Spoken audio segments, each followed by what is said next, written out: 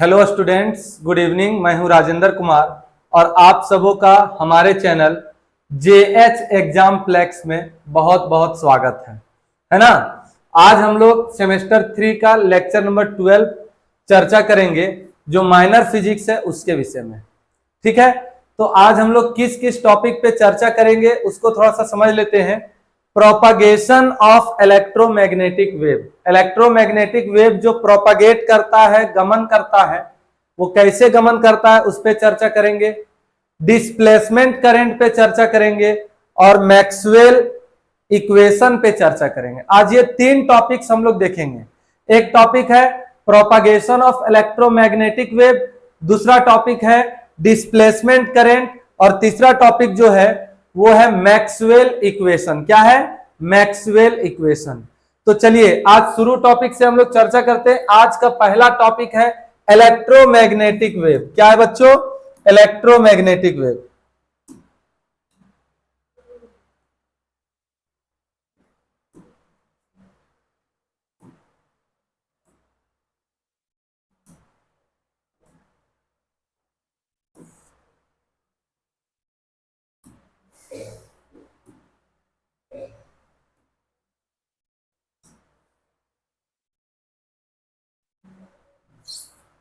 तो चलिए आज का जो पहला टॉपिक हमारा है वो है इलेक्ट्रोमैग्नेटिक वेव। क्या है बच्चों? Electromagnetic wave. Electromagnetic wave. Electromagnetic wave होता क्या है ना, कहते किसे हैं, ये प्रोपागेट कैसे करता है, तो इसके विषय में हम लोगों को चर्चा करना है। सबसे पहले बात की इलेक्ट्रोमैग्नेटिक वेव होता क्या है, तो ये एक ऐसा वेव है जो समय के साथ साथ साइन के रूप में चलता है। साइनोसॉइडल मतलब साइन के रूप में चलता है और जिसमें इलेक्ट्रिक फील्ड और मैग्नेटिक फील्ड भी परपेंडिकुलर होते हैं। तीन चीज परपेंडिकुलर होता है, एक प्रोपागेशन ऑफ वेव, उसका जो डायरेक्शन होगा सो, एक इलेक्ट्रिक फील्ड और एक मैग्नेटिक फील्ड, ये तीनों आपस में क्या होते हैं? परपेंडिकुलर होते हैं। तो वैसा वेव जो समय के साथ साथ साइन के रूप में चले और जिसमें इलेक्ट्रिक फील्ड और मैग्नेटिक फील्ड परपेंडिकुलर हो, उसके साथ साथ एक चीज और परपेंडिकुलर होना चाहिए, उसका नाम है propagation of direction of wave. मतलब डायरेक्शन जो प्रोपागेट कर रहा है वेव, वो उसका डायरेक्शन का भी परपेंडिकुलर हो, तो उस वेव को हम लोग बोलते हैं, क्या बोलते हैं बच्चों? Electromagnetic wave. क्या बोलते हैं? Electromagnetic wave. तो देखिए, it is the wave, it is the wave which consists of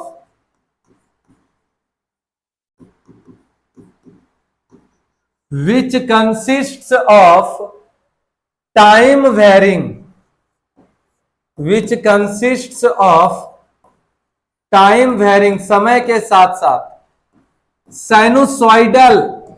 sinusoidal मतलब क्या होता है? साइन के रूप में। Sinusoidal electric field and magnetic field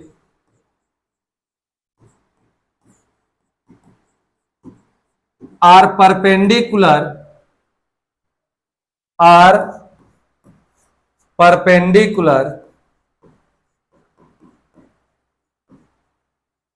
to each other as well as मतलब के साथ साथ perpendicular, as well as perpendicular to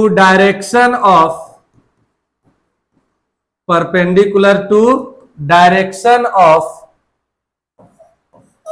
propagation of wave, direction of propagation of wave. तीन चीज इसमें परपेंडिकुलर होना चाहिए बच्चों। पहला चीज इलेक्ट्रिक फील्ड, दूसरा चीज मैग्नेटिक फील्ड और तीसरा चीज direction of propagation of wave. यदि ये तीनों चीज आपस में परपेंडिकुलर है तो जो वेव समय के साथ साइन के रूप में चलता है उसी वेव को हम लोग बोलते हैं इलेक्ट्रोमैग्नेटिक वेव।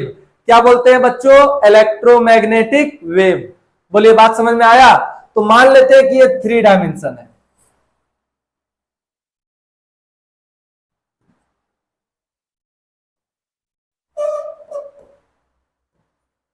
ये एक्स एक्सिस है, ये वाई एक्सिस है और ये जेड एक्सिस है, ओरिजिन हुआ ये। और इधर हमारा है direction of propagation of wave. Direction है जो वेव गमन कर रहा है उस दिशा में गमन कर रहा है, ठीक है। तो direction of propagation of wave, बोलिए direction of propagation of wave को हम लोग कौन से एक्सिस में मान लिया बच्चों? X axis. तो अगला वाई और जेड ये इलेक्ट्रिक फील्ड और मैग्नेटिक फील्ड के लिए रह जाएगा। तो देखिए, ये देखिए,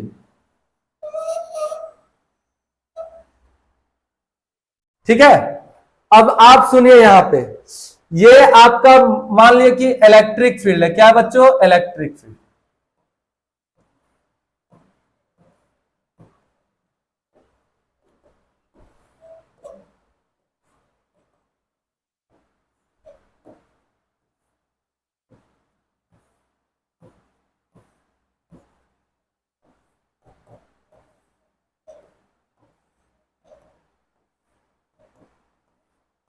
इलेक्ट्रिक फील्ड है ना, तो ये इलेक्ट्रिक फील्ड है, ये E बराबर हो जाएगा E naught sine omega t, sine के रूप में होना चाहिए।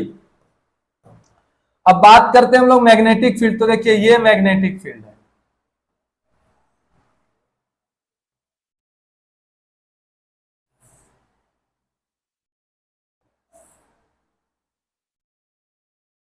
ये हमारा मैग्नेटिक फील्ड है।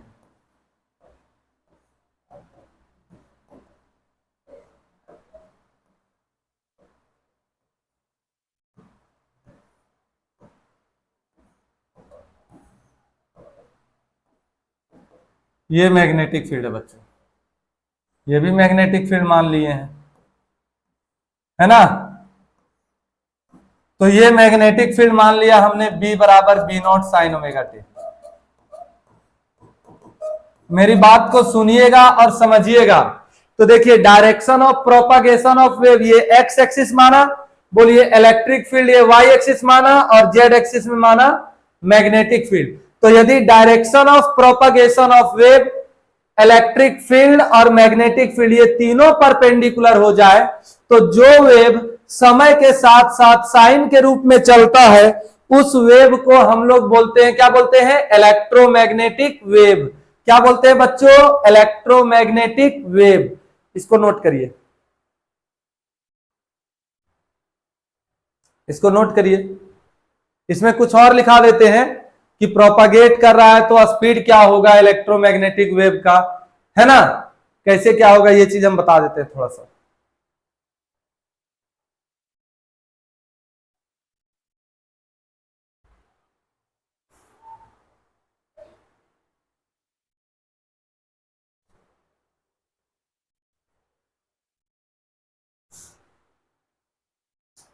नोट कर लिए? देखिए, इसमें देखिए क्या होता है, इलेक्ट्रोमैग्नेटिक वेव का जो स्पीड होता है वो स्पीड का मान कितना होता है ना। वैक्यूम के लिए और मीडियम के लिए उसका मान, उसका फॉर्मूला क्या आता है वो जान लीजिए।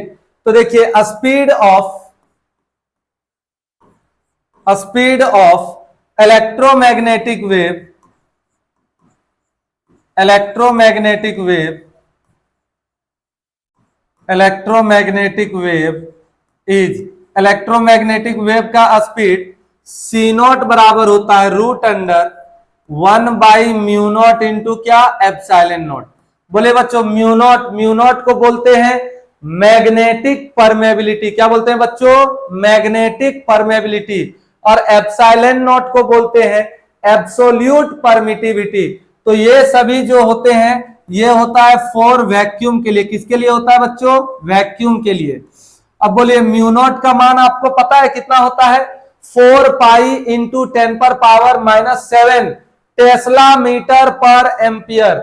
और एप्सिलॉन नॉट का वैल्यू हम पिछला ही क्लास में बताते आए थे लेक्चर 1 से।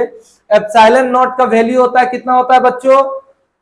8.85 इंटू 10⁻⁻12 कूलम स्क्वायर पर न्यूटन मीटर स्क्वायर। तो ये दोनों का मान इसमें पुट करेंगे तो कितना आएगा पता है आपको? 3 इंटू 10⁸ मीटर पर सेकेंड आएगा वैक्यूम के लिए। और यदि मीडियम के लिए बात करेंगे तो मीडियम के लिए C बराबर होता है √1/μ इंटू एप्सिलॉन। ये होता है किसके लिए बच्चों? मीडियम के लिए।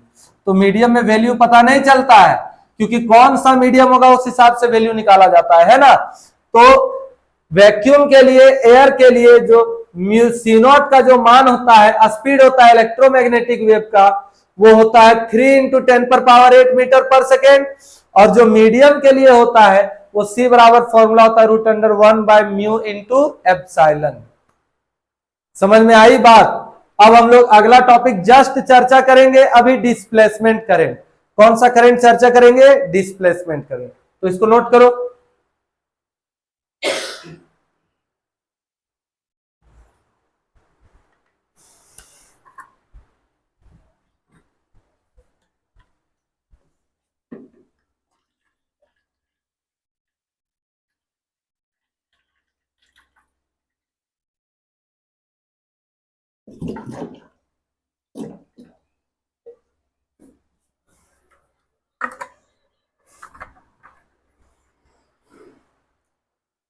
नोट कर लिए? देखिए अब हम लोग चर्चा करते हैं बच्चों डिस्प्लेसमेंट करंट पे। किस पे चर्चा करेंगे? डिस्प्लेसमेंट करंट पे। डिस्प्लेसमेंट करंट इसको दर्शाते हैं आईडी से। आईडी से। अच्छा, डिस्प्लेसमेंट करंट क्या होता है? डिस्प्लेसमेंट करंट किसे कहते हैं? वैसा इलेक्ट्रिक करंट जो किसी भी रीजन में, किसी भी क्षेत्र में इलेक्ट्रिक फ्लक्स के चेंज होने के कारण उत्पन्न होता है।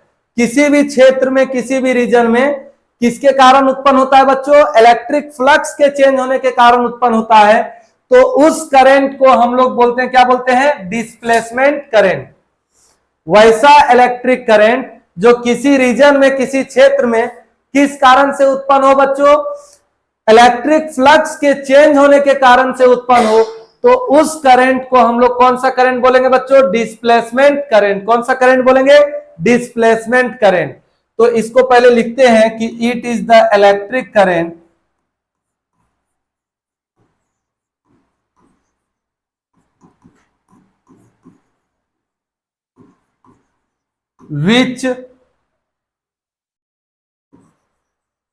which produces या which is produces due to change in electric flux, due to change in electric flux in a region, किसी भी क्षेत्र में, किसी भी जगह पे, इन ए रीजन, है ना। इसको कैसे दर्शाते हैं? आईडी से। It is denoted by, it is denoted by ID. Clear है? अब देखिए, अब इसका एक्सप्रेशन भी हमें निकालना है, तो इसको पहले नोट करिए, फिर हम बताते हैं एक्सप्रेशन इसका।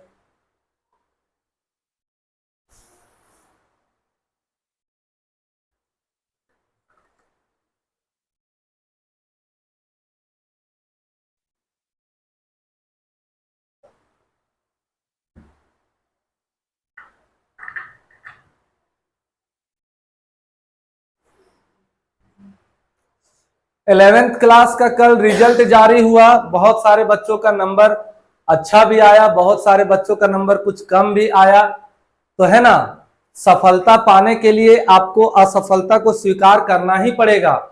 हम चाहते हैं कि जो सफल हुए वो भी सही, और जो नहीं सफल हुए वो भी कंसंट्रेट करके पढ़ाई करें, है ना। जो भी आपको बताया जा रहा है वो आप ध्यान से पढ़ें, ध्यानपूर्वक पढ़ें, ठीक है। सफल आप जरूर होंगे, थोड़ा सा लेट से ही सही, लेकिन आप सक्सेस जरूर हो जाइएगा, आप अच्छे नंबर से पास जरूर हो जाइएगा। तो डिस्प्लेसमेंट करंट का हम लोग एक्सप्रेशन पे चर्चा कर रहे हैं कि डिस्प्लेसमेंट करंट का एक्सप्रेशन क्या होगा। तो देखिए, expression for displacement current,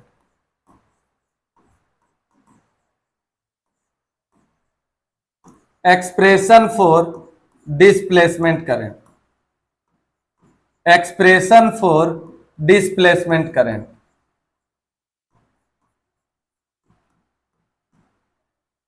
clear है?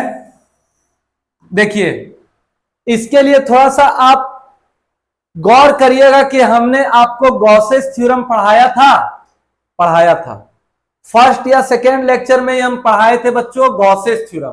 तो गॉसेस थ्योरम का एप्लीकेशन बताए थे, है ना। अब एप्लीकेशन बताए थे, उसमें इन्फिनाइट चार्ज प्लेन शीट में लिए थे, तो इलेक्ट्रिक फील्ड इंटेंसिटी का मान E बराबर आया था सिग्मा बटे एप्सिलॉन नॉट, आया था कि नहीं आया था। जहां पर E को बोलते थे इलेक्ट्रिक फील्ड इंटेंसिटी, सिग्मा को बोलते थे सरफेस चार्ज डेंसिटी। क्या बोलते थे बच्चों? Surface charge density.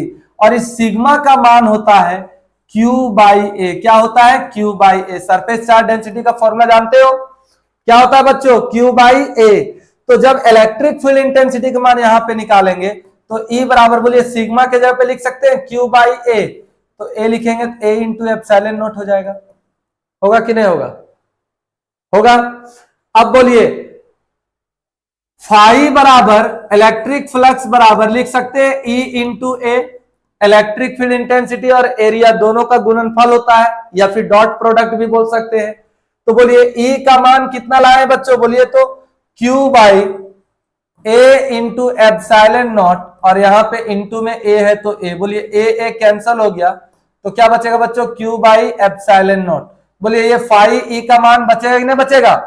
अब बताइए Q का मान निकालेंगे, एप्सिलॉन नॉट इधर आएगा तो इंटू में, तो Q बराबर हम लोग का क्या आ जाएगा? बोलिए epsilon naught into phi E। आएगा कि नहीं आएगा? तो ये चार्ज निकला। क्या निकला बच्चों? चार्ज।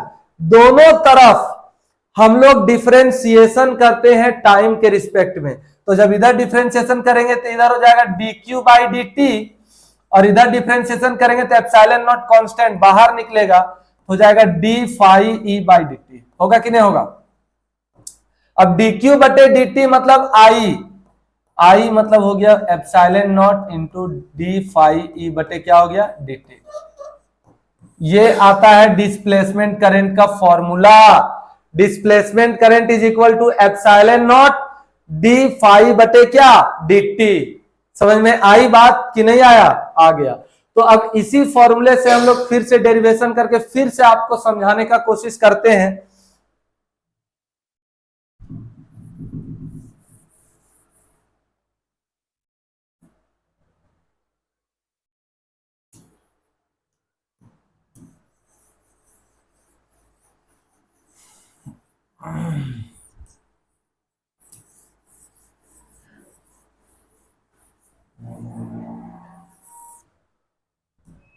तो देखिए, consider a capacitor, consider a capacitor of capacitance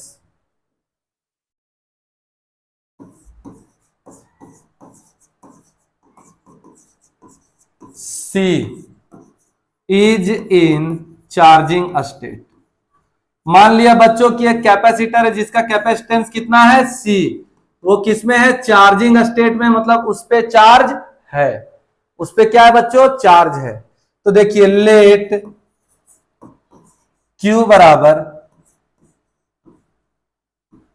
charge on plates A जो हो गया वो मेरा हो गया एरिया ऑफ ईच प्लेट्स,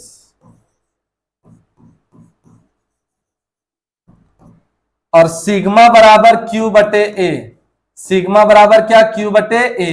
इस सिग्मा को बोलते हैं सरफेस चार्ज डेंसिटी। क्या बोलते हैं बच्चों? Surface charge density, surface charge density. समझ में आई बात? तो अब मेरा कहना है कि अब हम लोग निकालेंगे, क्या मान निकालेंगे? अब हम लोग क्या मान निकालेंगे? पहले इलेक्ट्रिक फील्ड इंटेंसिटी का मान निकालेंगे। क्या निकालेंगे बच्चों? इलेक्ट्रिक फील्ड इंटेंसिटी का मान निकालेंगे। तो यहां पर हम लोग लिखेंगे कि इलेक्ट्रिक फील्ड इंटेंसिटी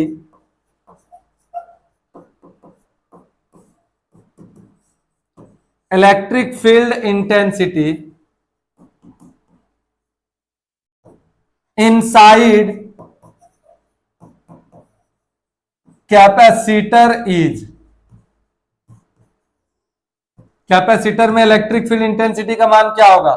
तो E बराबर होगा, क्या होगा बच्चों? सिग्मा बटे क्या? Epsilon not. याद है? तो बोलिए सिग्मा को लिख सकते हैं Q बाई ए, तो जब Q बाई ए लिखेंगे तो हो जाएगा Q बाई ए इंटू क्या? Epsilon not. ये इलेक्ट्रिक फील्ड इंटेंसिटी का मान आया। अब हम लोग निकालेंगे फ्लक्स का मान। किसका मान निकालेंगे बच्चों? फ्लक्स का मान। तो यहां पर हम लोग लिखेंगे कि इलेक्ट्रिक फ्लक्स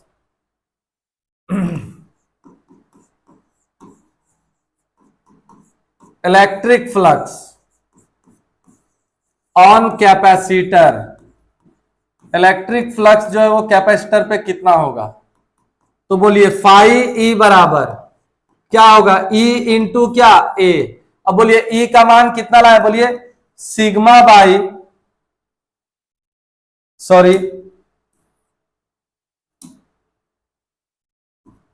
ई का मान लाए Q by A into epsilon not, और ए है तो ए। बोलिए ए कैंसल हो गया बच्चों, तो ये फाई ई बराबर निकाल रहे हैं।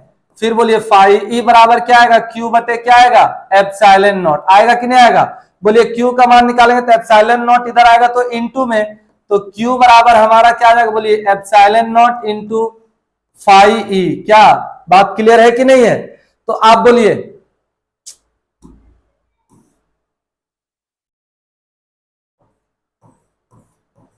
दोनों तरफ यदि डिफरेंशिएशन कर दे टाइम के रिस्पेक्ट में तो इधर हो जाएगा d q by D t, और इधर डिफरेंशिएशन कर देंगे तो d epsilon not phi e upon क्या? D t. बोलिए एप्सिलॉन नॉट कांस्टेंट है तो कांस्टेंट मेरा बाहर हो जाएगा, और क्यू बाई टी मतलब करंट, तो करंट मतलब आई डी, डिस्प्लेसमेंट करंट ये हुआ, तो हो जाएगा एप्सिलॉन नॉट डी, बोलिए फाई ई बाई क्या? डी टी होगा। ये हमारा निकलता है डिस्प्लेसमेंट करंट का डेरिवेशन। बात समझ में आया? कोई दिक्कत हुआ क्या? नोट करिए।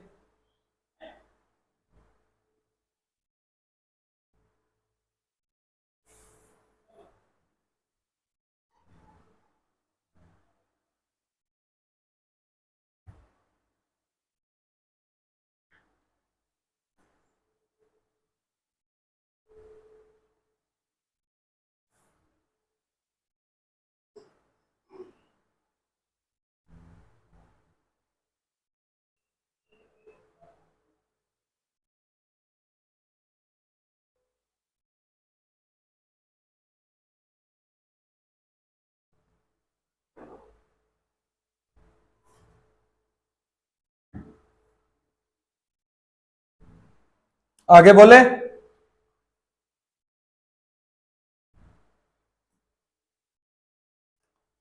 अब देखिए मैक्सवेल इक्वेशन जानने के पहले हम लोग को थोड़ा सा जानना होगा मॉडिफाइड एम्पियर्स लॉ, जिसको जिसको मैक्सवेल एम्पियर्स लॉ भी बोला जाता है। सुन रहे हो बात को? तो यहां पे हम लोग हेडिंग देंगे modified Ampere's law, modified Ampere's law, modified Ampere's law. इसको किस नाम से जाना जाता है? मैक्सवेल एम्पियर्स लॉ के नाम से। Maxwell Ampere's law.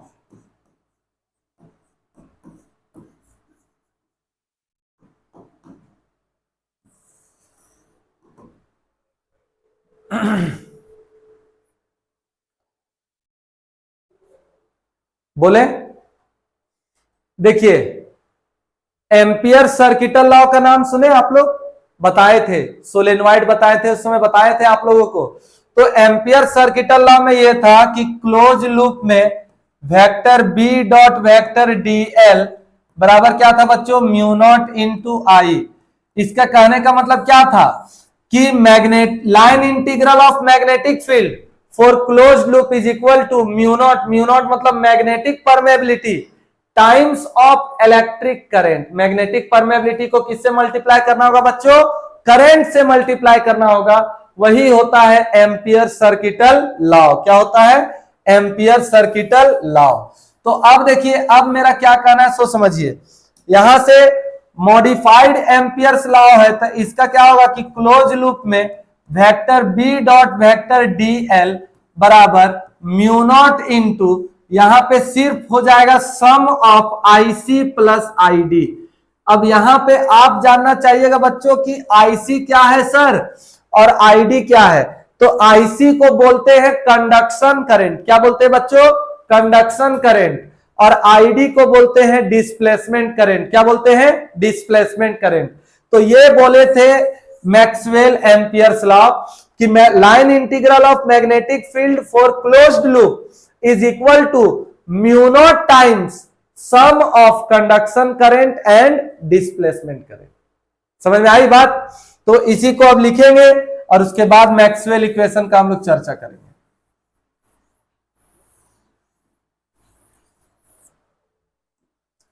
तो देखिए, according to this law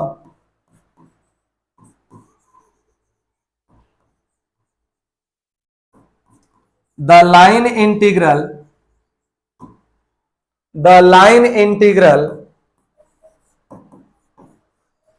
of magnetic field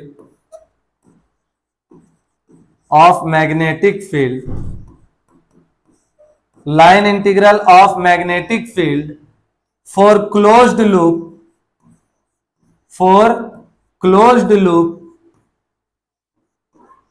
is equal to, बोलिए म्यू नॉट को क्या बोलते हैं बच्चों? Magnetic permeability. म्यू नॉट को क्या बोलते हैं? Magnetic permeability. मैग्नेटिक परमेबिलिटी मतलब क्या बच्चों? Mu not times sum of, sum मतलब जोड़ना, किसको किसको ऐड करेंगे? Conduction current and displacement current. Conduction current and displacement current.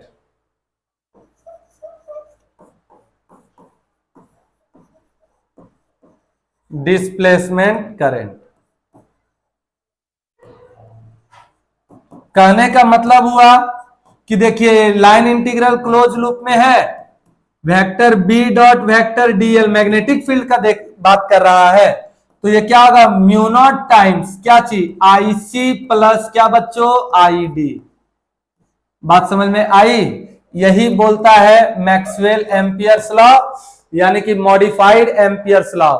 अब हम लोगों को मैक्सवेल इक्वेशन के विषय में चर्चा करने में आसानी होगा, सुविधा होगा। तो आप इसको थोड़ा नोट करिए।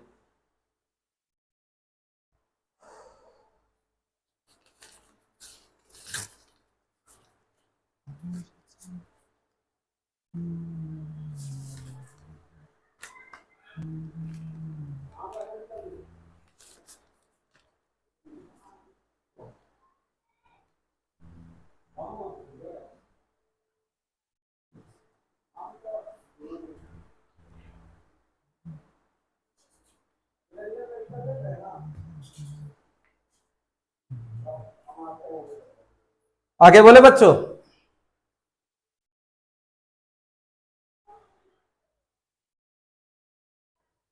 चलिए आगे बोलते हैं हम लोग।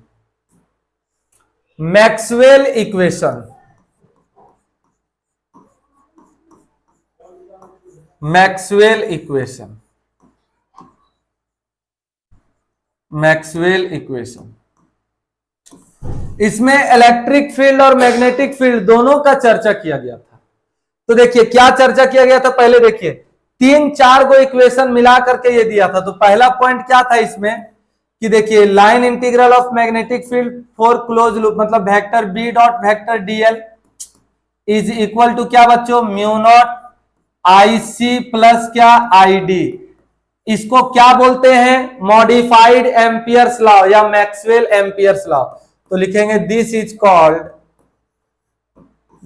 Called modified Ampere's law, modified Ampere's law, modified Ampere's law.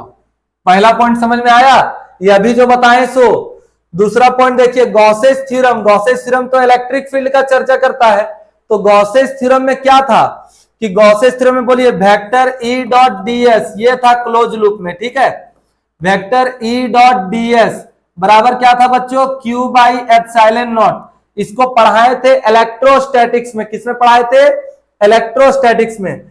तो लिखेंगे this is called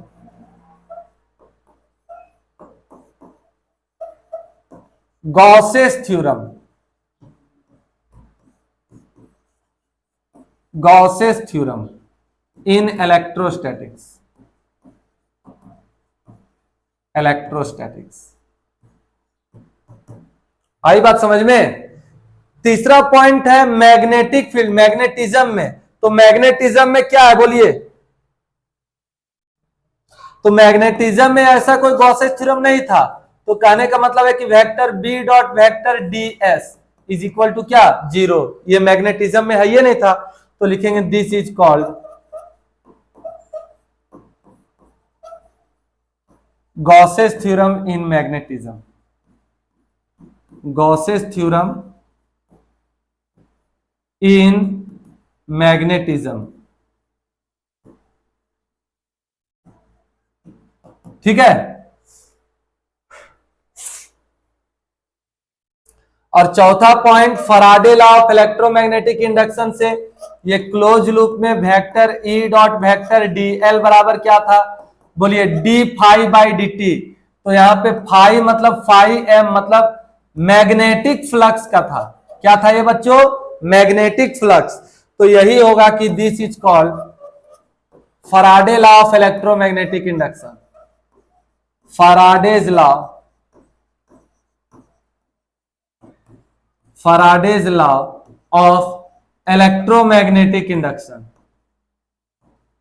electromagnetic induction. ये चार गो इक्वेशन लाए थे। पहला चीज क्या था, मॉडिफाइड एम्पियर्स लॉ के विषय में चर्चा किए थे। दूसरा चीज था गॉसेस थ्योरम इलेक्ट्रोस्टैटिक्स का बात किए थे। तीसरा पॉइंट था इसमें कि गॉसेस लॉ इन मैग्नेटिज्म का बात किए थे। और चौथा पॉइंट था Faraday law of electromagnetic induction का चर्चा किए थे।